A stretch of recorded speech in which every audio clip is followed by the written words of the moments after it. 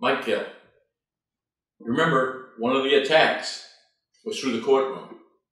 And in the courtroom, meaning depositions. And it's what I said before still stands. You get a deposition of Attorney Hyder, Attorney Walker, Attorney Renner, and Attorney Alexander. Give one of them immunity, and again, they all go to jail.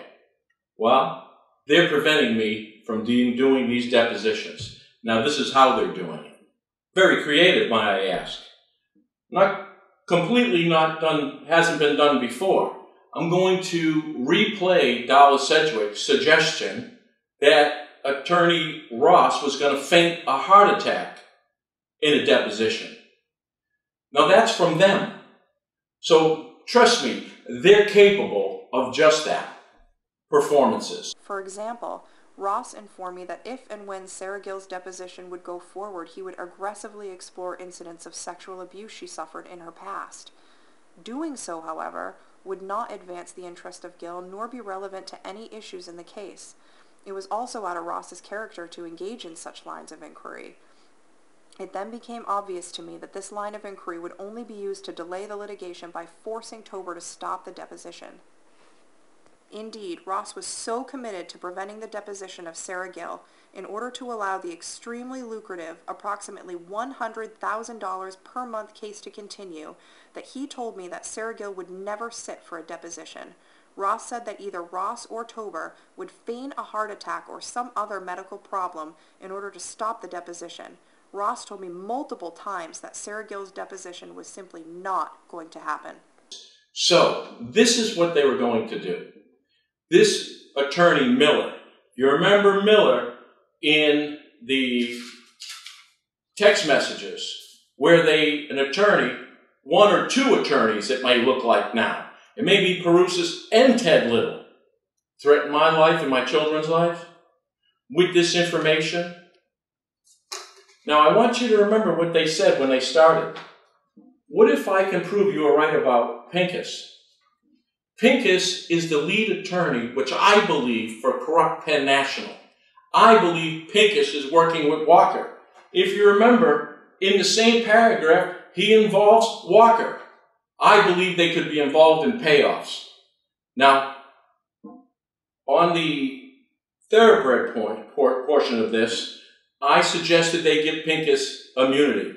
I think the FBI will, and that'll give us Walker. Now, why these depositions weren't going to happen?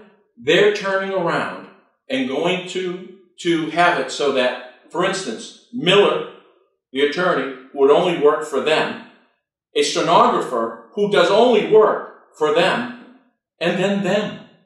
They didn't want a camera in there. They were going to say that I acted improperly or something, and they were going to blow up the deposition. And they were going to kick this out of court. All these cases out of court. How do you turn around and not take a deposition? Because they can't have one. So that is exactly where we are. More on Miller? What if I said, Miller, the day before the deposition, again, this deposition, there was a setup. She was going to stand up. They were saying, hey, this is unruly. They had to kill it. I simply asked, Miss Miller, I would like a full accounting of all your discussions with attorneys and the insurers. I would like an update and with whom you spoke with, and start with today, so that I have a better understanding when you're speaking tomorrow for exactly where you're at. For instance, everyone you spoke to on my account. Again, this is so I can stay on top of everything. This is what she said at that deposition, just prior. When I asked her to give me that information, who have you been talking to on the other side, and what? She said, I can't tell you that. It would incriminate me. Now, that's unbelievable, wouldn't you say? Except for she did it in front of two witnesses that I have sworn affidavits that's exactly what she said. And she'd be right. What if I also tell you we had a surveillance camera catch her on tape for a solid hour afterwards talking to the opposing counsel, Susan Cohen? Really? We just fired her. See, the plan blew up. What did they do? Move us back into this plan. So I am asking the court for their assistance and not allow this to happen. I went to the FBI in Massachusetts because Darla Sedgwick's still out there as a witness. In fact, this is Darla's latest text. I am at 51 First Street in Peoria, Tulsa, Oklahoma. I am scared to death for my life. AD. I need help. Darla S. Sedgwick. Really, I took this to the Massachusetts FBI. Opening hours, 10:15 to 5 o'clock. Guess what? They wouldn't take it. They know. They'd want her telephone number, but did not want me to hand them that evidence. That is to the size of what we're dealing with. We have a woman there asking for help. This is a woman who is one of the top attorneys in the whole state of New Hampshire who could give you John Ross, could give you Walker. Right. That's why she's scared. At the same time, they're trying to corrupt the court system. The whole system. I'd like you also to know I had my first victims group here in Somersworth last week. You'd be surprised the commonality. You'd be surprised the same people are being victimized by the same group of people. We're going to put our stories together. And our next meeting is in the National Office of Mortgage Specialists, Saturday, August 9th at 6 p.m. We are an army together. We share experiences. We share information. From that last meeting, I've got two pieces of very important information that I can tie together. Again, we're going to keep having these every couple weeks, victim groups. Again, you're not a victim if we keep fighting. And right now, we are at the brink of making important changes. Trust me. I had close to 30 people victims of FRM. And I found out more about what happened to these people. Now, I want to hear what happened with you. You do have someone to go to now. What are we going to do? Well, you can go to me. You can go to me and together we'll build an army. And we'll compare stories. We'll find the same people who are being victimized. Okay. Again, get onto the website. Find out where the meetings are. We're going to have them throughout the offices of mortgage specialists, so make it convenient to you. Again, this one coming up in Nashua, I think is important. We're looking at elections, and trust me, a lot of these people running for offices are corrupt. I will answer any questions. I will listen to any one of your concerns. Every one of your concerns is important.